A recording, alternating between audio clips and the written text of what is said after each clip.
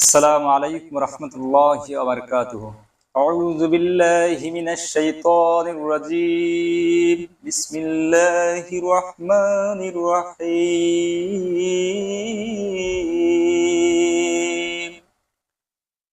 يا أيتها النفس المطمئنة ارجعي إلى ربك راضية مرضية فادخلي في عبادي وادخلي جنتي.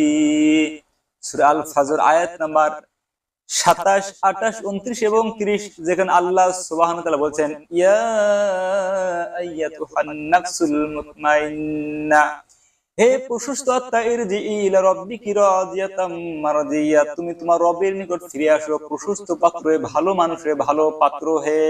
ফাদখুলি ফি ইবাদি, এবং আমার যারা প্রিয় বান্দা তাদের সাথে শামিল হও। যদি আপনি প্রশ্ন করেন আমি যদি ভালো মানুষের সাথে বেড়াই তাহলে আমার কি লাভ হবে, তাহলে আল্লাহ সুবহানাহু ওয়া তাআলা বলেছেন 30 নম্বরে বলতেছেন ওয়াদখুলি জান্নাতি, বলা হবে জান্নাতে প্রবেশ করো। বলি সুবহানাল্লাহ। আসসালামু আলাইকুম।